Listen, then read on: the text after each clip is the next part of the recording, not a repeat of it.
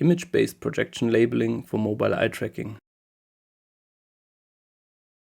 When recording mobile eye tracking data, we face the problem that each video is individual and comparisons between participants become difficult.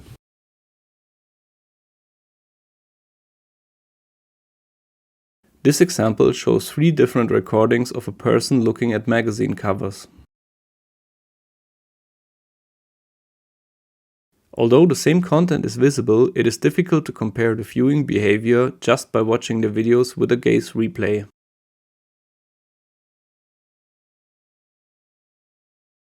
In such cases, areas of interest are included to make the recordings comparable.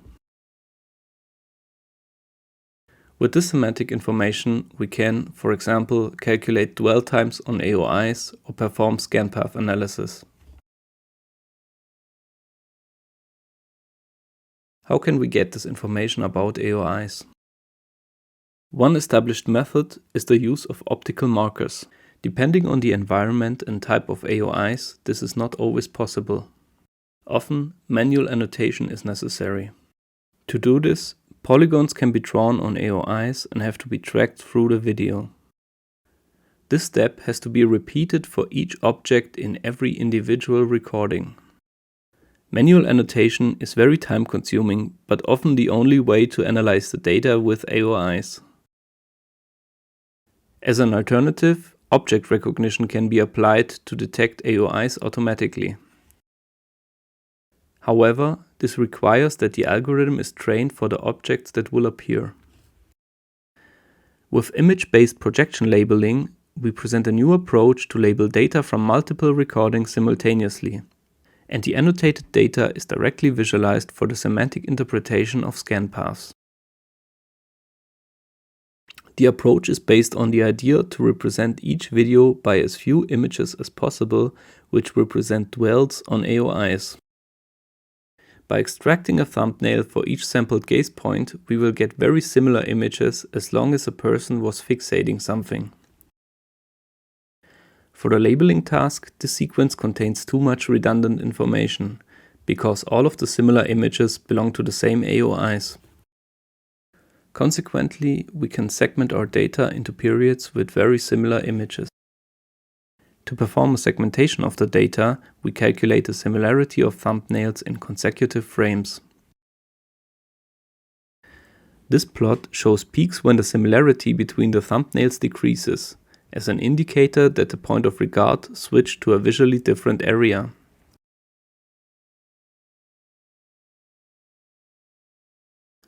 For better interpretation of the plot, we can visualize the content with vertical scan lines through the center of each thumbnail, which results in a slit scan visualization.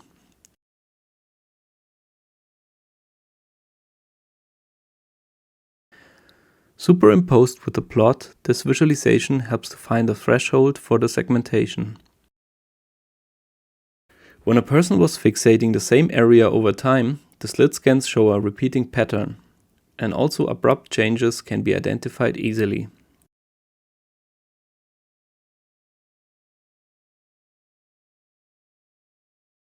The threshold for the segmentation can be set for each video with a live preview of the resulting segmentation. Low values result in smaller segments down to individual frames. Each segment is then represented by a thumbnail, and the duration of the segment is indicated by a drop shadow. So far, we have a collection of images that we now have to investigate in a convenient way to identify AOIs and assign the correct labels.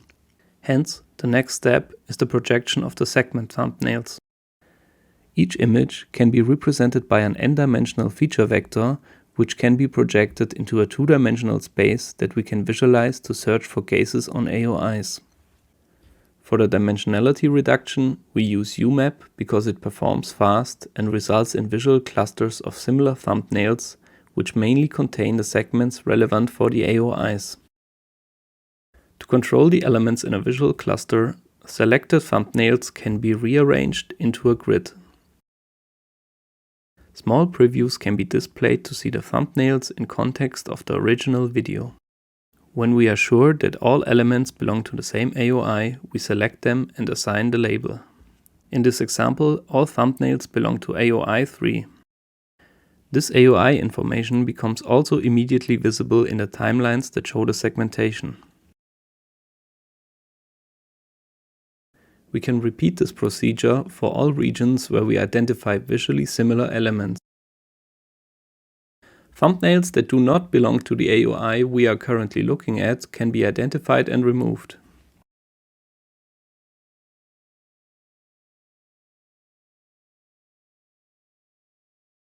Here, for example, we have a thumbnail that still belongs to AOI 3. If we clean the cluster, we can assign the correct label. In this case, it is AOI 1.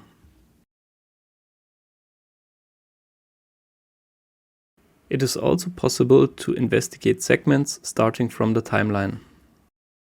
Clicking on a segment shows the corresponding video frame and highlights the element in the projection.